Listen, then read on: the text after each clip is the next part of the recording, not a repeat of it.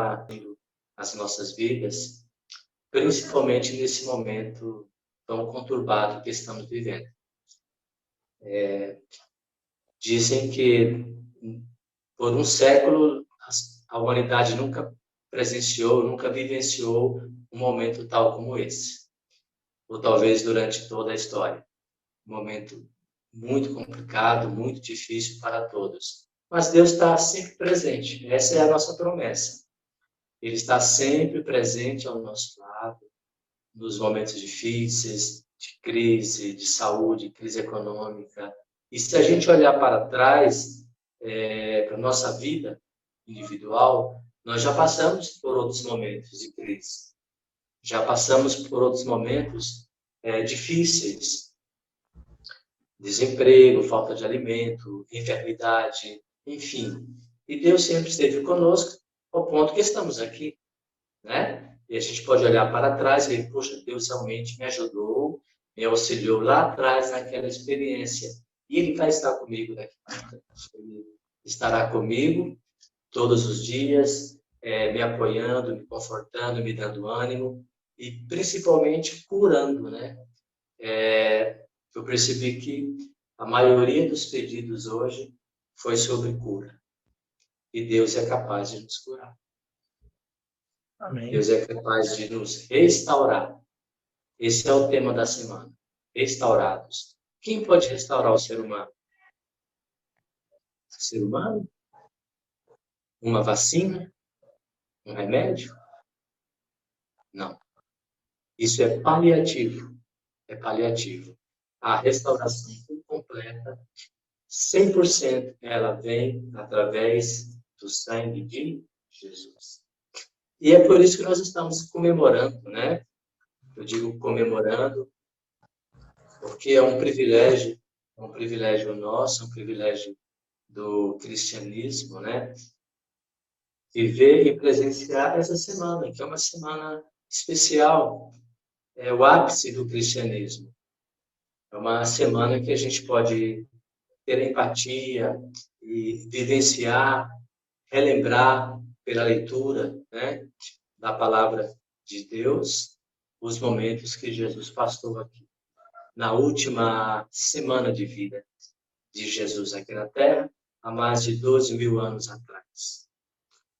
E hoje é sexta-feira. Hoje é sexta-feira. O que aconteceu na Sexta-feira Santa? Qual foi os acontecimentos, né? O que desenrolou, né? Aconteceu na sexta-feira, né? Foi uma Sexta-feira Santa. Quando a gente olha o Evangelho de João, a nossa mensagem de hoje está baseada no Evangelho de João, né? E o tema que foi passado, né, que está no seminário, é o que é a verdade? O que é a verdade? Só que eu quero mudar esse tema. Tá? Quero mudar por quê? Porque o que é verdade é um tema que a gente ouve bastante na igreja, já, muitos sermões, um tema muito falado, né? E eu quero mudar um pouco esse tema e eu escrevi assim: a verdade que importa. Tem diferença? Tem. Qual é a verdade que importa para você e para mim? Que verdade é essa? Será se a verdade da ciência? Será se a verdade da filosofia? Será se a verdade do conhecimento humano? Qual é a verdade que importa para mim e para você? Né? Nós sabemos que o pensamento humano ele sempre tenta organizar a história, o conhecimento do ser humano. E segundo aí os historiadores, nós estamos num período chamado pós-modernidade, ou pós-moderno, né? E o que isso quer dizer? Por que pós-moderno, né? Aí eu estava pesquisando e lendo um pouco sobre esse tema, e eu descobri que, quando se fala em pós-modernidade, nós estamos falando que o ser humano, ele tem uma verdade. Mas a verdade do ser humano é diferente da verdade do plano de Deus, do que é verdade para Deus, né? O ser humano ele sempre pensa no relativismo, naquilo que é relativo, né? Então, o que é verdade para o ser humano hoje, nos dias que nós estamos vivendo, que é chamado ou classificado como pós-moderno? É justamente isso. A verdade é verdade de acordo com a minha necessidade, de acordo com o meu interesse, de acordo com o que eu preciso. Então, eles chamam de uma verdade relativa ou uma verdade subjetiva, uma verdade muito pessoal, muito pessoal. Ou seja, não existe um padrão único do que é a verdade. Para o ser humano não existe. E aí a gente vê N problemas, né? N problemas na política, na ética, até mesmo na religião, porque quando a gente olha para as religiões, a gente vai ver que uma certa denominação ela tenta se adaptar à sua teologia, né? O seu conhecimento bíblico, as suas doutrinas, dentro do seu interesse pessoal. Então, muitas religiões também, elas subjetivam, elas criam uma relação de verdade daquilo que é interessante, daquilo que interessa para aquele determinado grupo. E talvez seja essa a razão da gente ter muitas religiões hoje em dia, muitas religiões por aí. Por quê? Porque para aquela denominação, a verdade é aquele ponto da Bíblia, é aquele capítulo, é aquela referência bíblica. Para aquela outra religião, a verdade é aquele ponto bíblico, aquela outra referência bíblica. Ou seja, é uma verdade mais subjetiva da doutrina bíblica. E para Deus? Como Deus vê a verdade? Aí eu quero ler com os irmãos, se vocês puderem acompanhar, o que está em João, capítulo 8, versículo 32. João 8, 32. Diz assim: conhecereis a verdade. Né? Qual? Que às vezes ela alimenta em nós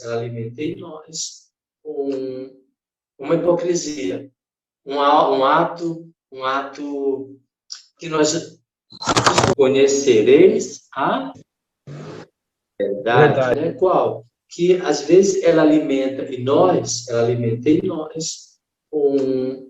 uma hipocrisia, um ato que nós nos escondemos, um ato que nós não nos revelamos e nós nos tornamos hipócritas. Pode ser o meu caso, pode ser o seu caso. Né? E aqueles homens, eles estavam muito presos à religião. Eles estavam com a verdade absoluta ali, a verdade objetiva que era Jesus. Eles diziam: eu sou a verdade, eu sou a verdade. Estava ali presente. Mas eles estavam presos aonde? Na religião. Nas doutrinas, nos conceitos que foram criados. Na verdade que para eles era a verdade. E é por isso que nós sempre temos que pensar conosco: será se eu estou sendo verdadeiro? Será se a verdade está comigo? Porque às vezes nós nos enganamos. É por isso que o julgamento, julgar uma pessoa é uma tarefa muito árdua, muito difícil, porque nem sempre nós estamos preparados para julgar, nem sempre. Então Pilatos, ele olha para Jesus e fala: mas esse homem aí, aí no diálogo eles respondem: Ah, esse é um malfeitor. Se ele não fosse malfeitor, nós não teríamos trazido aqui para você julgar. Aí replicou Pilatos: tomai-o, vós outros, e julgai, o segundo a vossa lei. Então, Pilatos, ele falou, olha, não, o direito romano, né? O direito romano, as nossas leis, esse homem não tem nenhum problema. Como é que eu vou julgar esse homem se diante das nossas leis não tem nenhum problema? Mas só que a liderança judaica, né?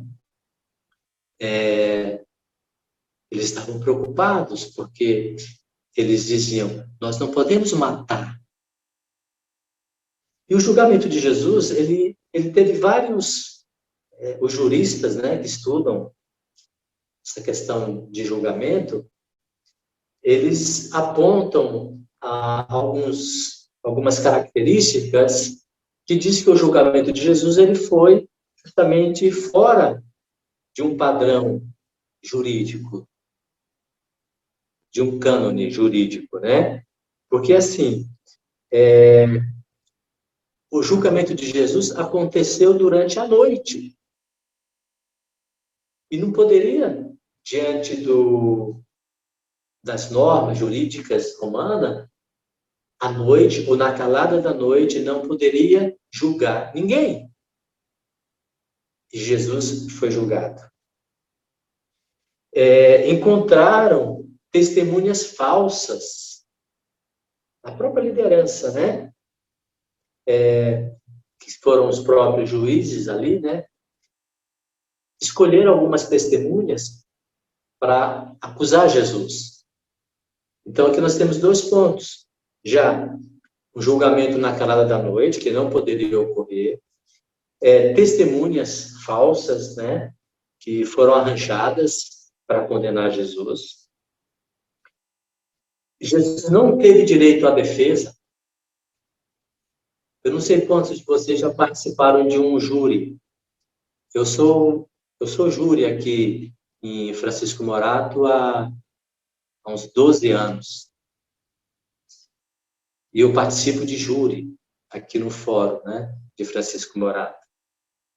E a gente vê que tem uma lógica ali dentro de um julgamento, né?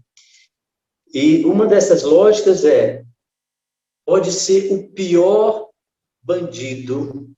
Eu já ajudei aqui o fórum condenar assassino, ladrões, bandidos do PCC, nesses 12 anos que eu participo aqui do fórum de Francisco Morato. Mas pode ser o pior malfeitor, o pior. Todos eles têm direito à defesa.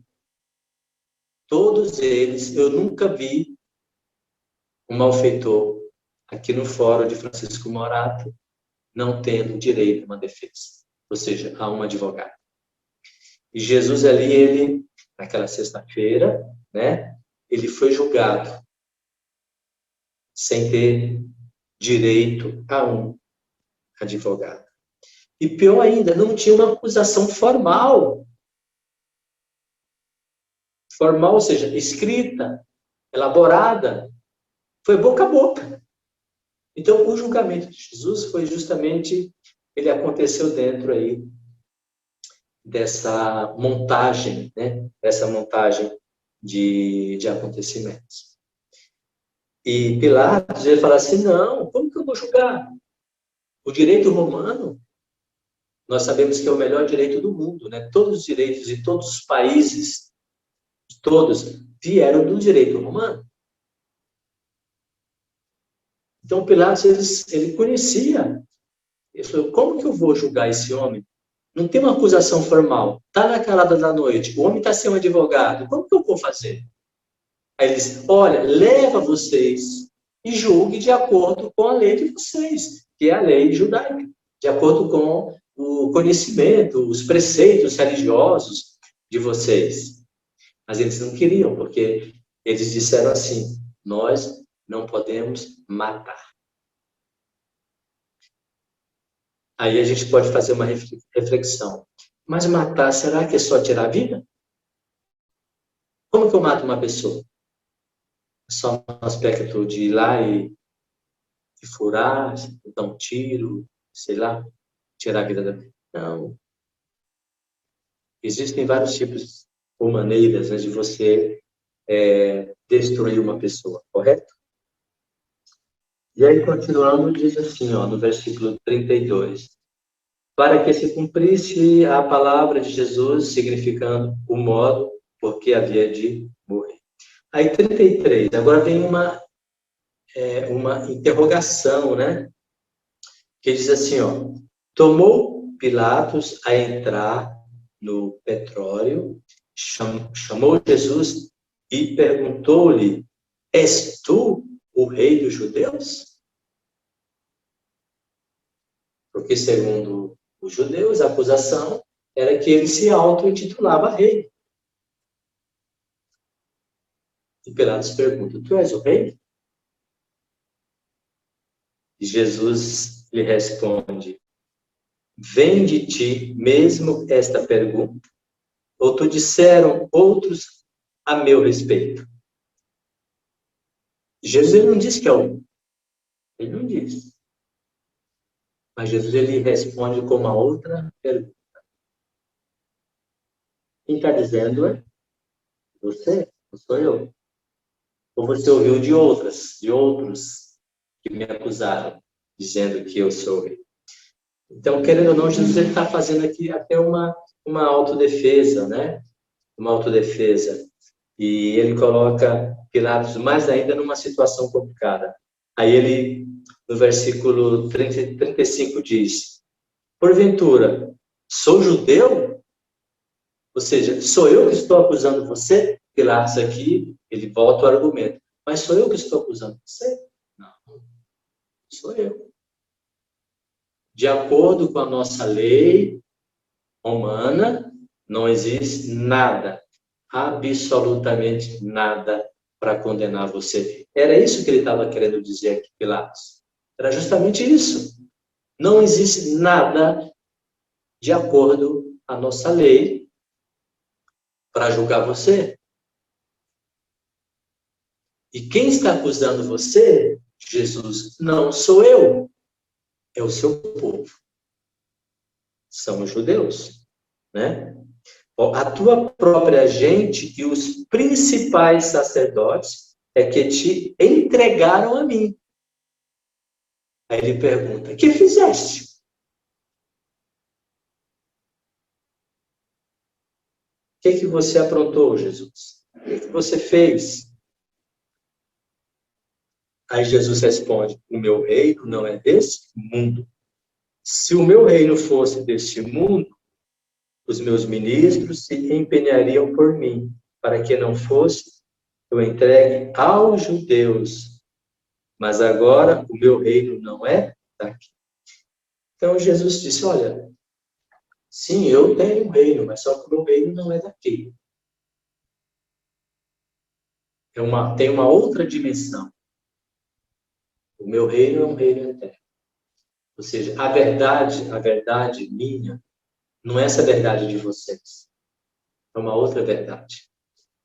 O meu reino não é esse reino. É um outro reino, é um reino espiritual. E a gente só passa a entender e compreender o reino espiritual quando nós passamos a refletir, meditar, buscar a presença do Espírito Santo para compreender o reino espiritual. Porque, assim, uma coisa é bem clara. Nós nunca, apesar de vivermos no mundo, de usarmos, né, as coisas do mundo, comprar, comer, dormir, morar aqui, mas nosso reino não é aqui. Nosso reino não é aqui. Nosso reino, ele tem uma outra dimensão. Ele é muito maior do que isso. O nosso reino, ele é espiritual. E era isso que Jesus estava dizendo. Falou, olha, sim, eu tenho um reino, mas não é daqui. Tudo isso aí que vocês têm não pertence ao meu reino. o meu reino é espiritual. Pilatos, ele teve uma oportunidade áurea de conhecer mais sobre esse reino espiritual. Ele teve a oportunidade. E sabe que muitas pessoas perdem essa oportunidade. A gente dá um ensino bíblico, faz um convite, entrega um panfleto, conversa com alguém. A gente mostra essa oportunidade para a pessoa e a pessoa, às vezes, ela perde a oportunidade. O Pilatos perdeu, porque ele estava diante do nosso rei, e Jesus, né? Aí, continuando, diz assim, 36, o meu reino não é deste mundo, né? 37, então lhe disse Pilatos, logo tu és rei? Olha só, logo tu és rei? Respondeu Jesus, tu dizes que sou rei. Eu para isso nasci e para isso vim ao mundo, a fim de dar testemunho da verdade. Mais uma vez a palavra que verdade surge. Mais uma vez a palavra verdade. Jesus, ele estava dizendo, eu sou a verdade. Não é essa verdade relativa, mas uma verdade absoluta. Uma verdade pura, uma verdade integral. E o meu reino, ele se fundamenta nessa verdade, nessa justiça, uma justiça onde a mão do homem não toca, porque se tocar, contamina. Era isso que Jesus queria dizer. A minha justiça não é essa. Minha justiça é uma justiça superior, uma justiça que vem de cima, né? Todo aquele que é da verdade ouve a minha voz. Então, Jesus aqui estava dizendo para ele, falou, olha, eu sou a verdade. E todo que ouve a minha voz, todo aquele que me ouve, passa a conhecer a verdade. Porque eu sou a verdade. Né? Nesse diálogo. Aí vem a grande pergunta de novo, né? Que Pilatos faz. No versículo 38, diz, o que é a verdade? O que é a verdade? O que é a verdade? É uma pergunta difícil de se responder, né? Pergunta difícil de responder. O que é a verdade? A gente tem várias escolas, né, de filosofia tentando responder. Muitos filósofos, historiadores. Mas a verdade para Jesus é tão simples, tão absoluta. Porque, assim, Jesus, ele não relativiza. Jesus, ele não é momentâneo. A sua verdade é eterna. É imutável. Quando Jesus fala assim, não roubarás. Uma verdade. Não roubarás. É uma verdade absoluta. Ela não é circunstancial. Aí o que acontece? Aí quando a gente relativiza a não roubarás, aí vem a justiça humana. Ah, não, mas ele roubou por isso. Ah, mas aconteceu isso. Ah, mas não é assim. Isso é a justiça humana, é a verdade humana. Porque ela é circunstancial, ela é subjetiva. A gente vê casos aí, né? Um dia desse eu vi no jornal, um político que tinha malas e malas dentro de um apartamento lá em Salvador. Contaram, deu mais de 50 milhões de reais. E o que a justiça fez com esse homem? Deu uma prisão dentro de casa. Está dentro de casa. Mais de 50 milhões. Era caixas e malas de dinheiro. E a Bíblia diz, não roubarás. Essa é a verdade absoluta. Então, a verdade bíblica, ou a verdade divina, ela sempre será absoluta. ela sempre será objetiva, ela sempre será integral. E quando a gente coloca a mão nessa justiça, a gente contamina. A gente relativiza. A gente subjetiva. Ah, eu fiz isso, mas... Aí entra o mais, né? Nessa mão. Mais e mais. Porque nós contaminamos aquilo que Deus fez puro para nós.